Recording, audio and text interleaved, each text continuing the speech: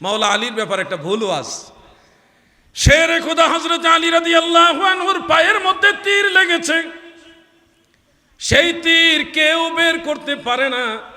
বহু লোক টান দিলেন কিন্তু তীর বের করতে পারে না। মাওলা আলী চিৎকার মেরে কান্না করে বের করতে পারে না। নবীজির দরবারে গিয়ে বলল, ইয়া রাসূলুল্লাহ, ওগো দয়াল নবীজি, আপনার আলীর পায়ে তীর বিদ্ধ হয়েছে, এটা কিভাবে খুলবো? খুলতে গেলে উনি চিৎকার মেরে কান্না করে খুলতে দেয় না। কি করা যায়? আল্লাহর রাসূল সাল্লাল্লাহু আলাইহি ওয়াসাল্লাম নাকি বললেন, আলী যখন নামাজে দাঁড়াবে তখন তীর খুলে নিও। শের ওই সুবহানাল্লাহ চলে আসছে, শুনুন না, সুবহানাল্লাহ বলে বলে অভ্যাস আছে আমাদের, এটা নেগেটিভ না, এটা পজিটিভ। হযরত আলী রাদিয়াল্লাহু তাআলা আনহু নামাজে দাঁড়াইলেন। ওই নামাজ অবস্থায় অন্য সাহাবীরা টেনে টেনে ওনার পা থেকে তীর খুলে ফেললেন নামাজের ভিতরে। মাওলা আলী টেরও পাইলেন না। কত ওয়াজ শুনছি না, টোটালটা মিথ্যা ওয়াজ, কোনো কিতাবে নাই। হ্যাঁ, কিছু কিছু বাংলা বইয়ে আছে, বাংলা বইয়ে আছে রেফারেন্স ছাড়া, কিতাবুল আন্দাজের আলোকে, কিতাবুল আন্দাজের আলোকে। খবরদার, আলেমদের উচিত যে কোনো বিষয় বয়ান করার আগে এটার সনদ আছে কিনা এটা জানতে হবে, এবং সনদের মান কি আসমা রিজালের আলোকে জানতে হবে। যদি এতটা না অগ্রসর হতে নাও পারেন, এটার সনদ সম্পর্কে পূর্বের মুহাদ্দিসরা কি মন্তব্য করে গেছেন এটা আপনাকে জেনে নিতে হবে। আন্দাজে এমন ওয়াজ করা যাবে না যেটা সত্য না। আরেকজনে হযরত বিলাল রাদিয়াল্লাহু আনহুর ওয়াজ কইরা কান্দায়া বসালিছে। কি হযরত বেলাল রাদিয়াল্লাহু আনহু কয়, আবু বকর সিদ্দিক রাদিয়াল্লাহু আনহু, যে আমাকে বিদায় দাও, আমি মদিনায় থাকবো না। কেন থাকবো না?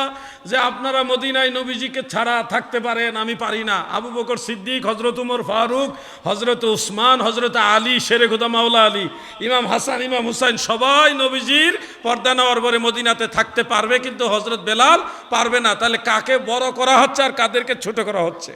ওয়াজ দেখেন, ওয়াজ। আর মানুষ শুই না কানতে কানতে শেষ। আসলে টোটালটা দেখেন। বেলাল রাদিয়াল্লাহু আনহুর মাজার আমি জিয়ারত করে আসছি। ওনার মাজার হলো সিরিয়ার রাজধানী দামেস্কে বাবু সাগিরের মধ্যে বেলাল রাদিয়াল্লাহু আনহুর মাজার। কিন্তু ওয়াজ করতে গিয়া মাওলা আলীকে ছোট করছে, হযরত বেলালকে বড় করছে, কিন্তু মাওলা আলীকে ছোট করে দিয়ে শের খোদা মাওলা আলীকে ছোট করলো। আর নামাজের ভিতরে যদি তীর নিয়ে নামাজে দাঁড়ানো, এটা অসম্ভব, কারণ তীর বিদ্ধ হলে রক্তপাত হবে। রক্ত নাপাক, রক্ত কি নাপাক, নাপাক নিয়ে মাওলা আলী নামাজে দাঁড়াইছে। ওয়াজ যে মিথ্যা, এটার পিছনে একটা এমনি সূত্র পাওয়া যায়, এটা হতে পারে না, অসম্ভব।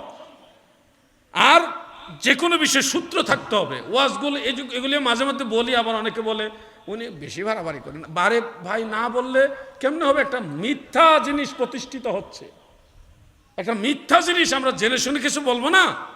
আমাদেরকে আল্লাহ জিজ্ঞাসা করবে না যে তুমি কেন বলো নাই, তুমি কেন সত্যটা বলে দাও নাই?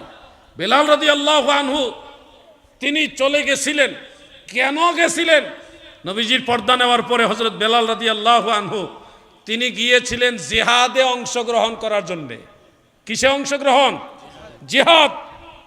ওই জিহাদে অংশগ্রহণ করার জন্য গিয়েছেন, কারণ নবীজি নাকি স্পেশাল একটা হাদিস শরীফ বলেছিলেন যে একজন মুমিনের জন্য সবচেয়ে বড় ইবাদত হলো জিহাদ করা আল্লাহর রাস্তায়। ওই জিহাদে অংশগ্রহণ করার জন্য বেলাল রাদিয়াল্লাহু আনহু গেলেন।